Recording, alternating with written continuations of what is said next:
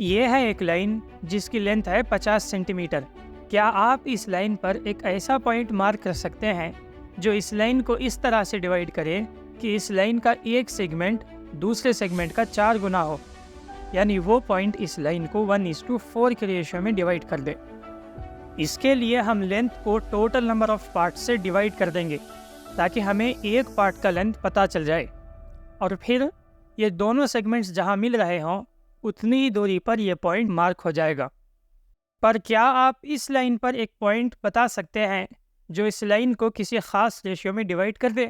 क्योंकि इस केस में हमें सिर्फ लेंथ ही नहीं बल्कि ग्राफ पर x और y के कोऑर्डिनेट्स पता करने हैं। चलिए आज की इस वीडियो में इसी टॉपिक को समझते हैं।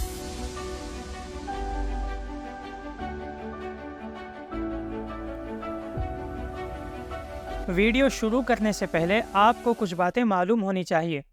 अगर कुछ ट्रायंगल्स के 2 एंगल्स इक्वल हों तो उनके थर्ड एंगल्स भी इक्वल होते हैं और वो सारे ट्रायंगल्स सिमिलर हो जाते हैं।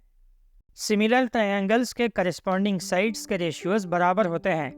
मतलब ये कि अगर ट्रायंगल्स ABC, PQR और XYZ सिमिलर है तो AB divided by BC, PQ divided by QR और XY डिवाइडेड बाई YZ सब इक्वल हो जाएंगे।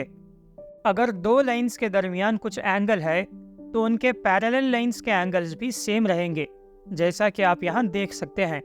अब वापस टॉपिक पर आते हैं। ये है एक लाइन जो A और B को ज्वाइन करती है। मान लेते हैं कि ये पॉइंट इस लाइन को M1:M2 के रेशियो में डिवाइड करती है। अब हमें इसी पॉइंट के कोऑर्डिनेट्स पता करने हैं। इसके लिए हम पहले कुछ लाइंस ड्रॉ करेंगे। x एक्सिस के अलॉन्ग इस लाइन सेगमेंट की लेंथ है x माइनस x1 और इस लाइन सेगमेंट की लेंथ है x2 माइनस x। इसी तरह से y एक्सिस के अलॉन्ग इस लाइन सेगमेंट की लेंथ है y माइनस y1 और इस लाइन सेगमेंट की लेंथ है y2 माइनस y।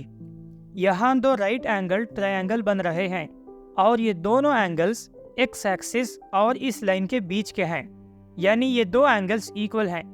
क्योंकि दोनों ट्रायंगल्स में 2 एंगल्स इक्वल हैं, ये 2 ट्रायंगल्स सिमिलर हो जाएंगे, यानी इन 2 ट्रायंगल्स के किसी भी 2 करस्पॉन्डिंग साइड्स के रेशियोज बराबर होंगे।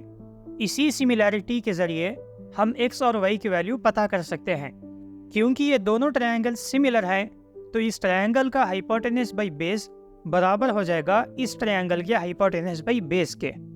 इसी तरह से इस ट्रायंगल का hypotenuse side by perpendicular side बराबर हो जाएगा इस ट्रायंगल के hypotenuse side by perpendicular side के। बस इन 2 इक्वेशंस को सिंप्लीफाई करने पर x और y के वैल्यूज़ मिल जाएंगे। m2 divided by x2 minus x बराबर है m1 divided by x minus x1 के। क्रॉस मल्टीप्लाई करने पर m2x माइनस m2x1 इक्वल हो जाएगा m1x2 माइनस m1x के।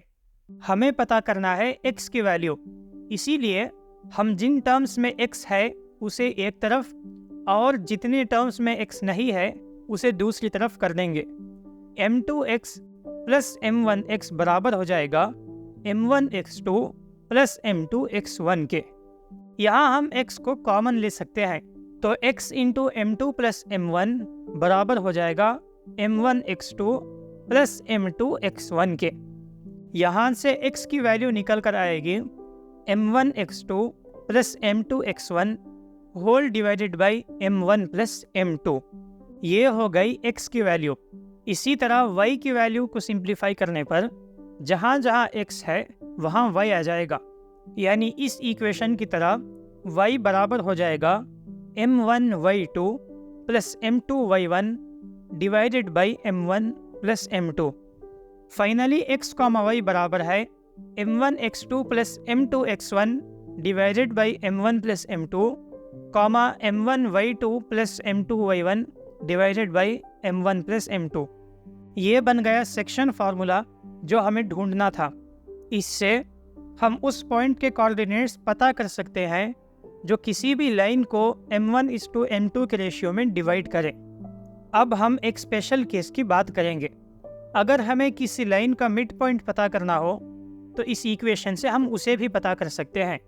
किसी भी लाइन का मिड पॉइंट हमेशा उस लाइन को इक्वली यानी 1:1 के रेशियो में डिवाइड करता है। इन रेशियोज़ को इस इक्वेशन में सब्स्टिट्यूट करने पर मिड पॉइंट हो जाएगा x1 + x2 divided by 2, y1 + y2 divided by 2।